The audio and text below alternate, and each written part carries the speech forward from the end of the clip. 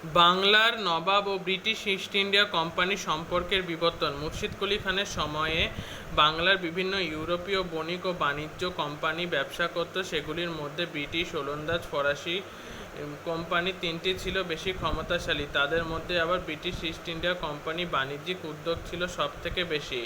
নবাব হিসেবে মুর্শিদ কুলি খান বিদেশি বণিকদের সঙ্গে সচরাচর বিরোধিতায় যেতেন না, কিন্তু নিজের অধিকার কর্তৃত্ব যাতে কোনোভাবে বিদেশি কোম্পানি দ্বারা ক্ষুণ্ণ না হয় সেই বিষয়ে নবাব সচেতন ছিলেন। বাস্তবে মুর্শিদ কুলি খানের সঙ্গে ব্রিটিশ কোম্পানির সম্পর্ক প্রভাবিত হয়েছিল ফারুকশিয়ারের ফরমান দ্বারা। ফারুকশিয়ারের ফরমান বাংলায় ব্রিটিশ ইস্ট ইন্ডিয়া কোম্পানির প্রায় অবাধ বাণিজ্যের পথ খুলে দিয়েছিল। অদূর ভবিষ্যতে বাংলার নবাবের সঙ্গে ব্রিটিশ কোম্পানির অর্থনৈতিক রাজনৈতিক সংঘাতের পটভূমি তৈরি করেছিল। সুবা বাংলার প্রায় স্বাধীনভাবে শাসন করলে মুর্শিদ কুলি খান মুঘল সম্রাটের অধীন ছিলেন।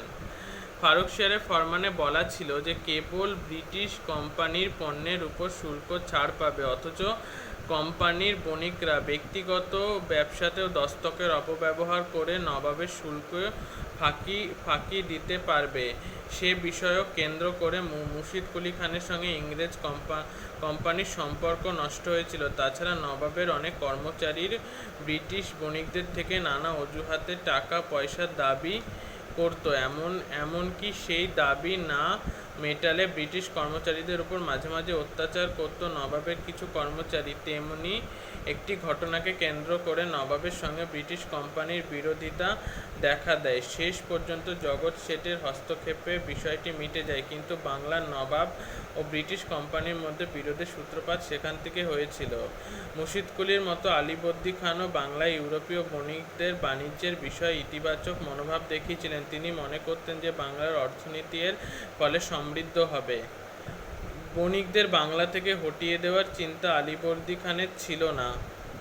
তবে বিদেশি বণিকদের বাণিজ্যের উৎসাহ দেখালেও বণিক কোম্পানিগুলি যাতে নিজেদের মধ্যে বিবাদ না করে সেই বিষয়ে আলীবর্দীর কড়া নজর ছিল। তার ফলে বাংলার ব্রিটিশ ও ফরাসি কোম্পানির মধ্যে সরাসরি সংঘাত বাধেনি। ওই দুই কোম্পানিকেই বাংলার দুর্গ তৈরি করতে বাধ্য করে দিয়েছিলেন আলীবর্দী।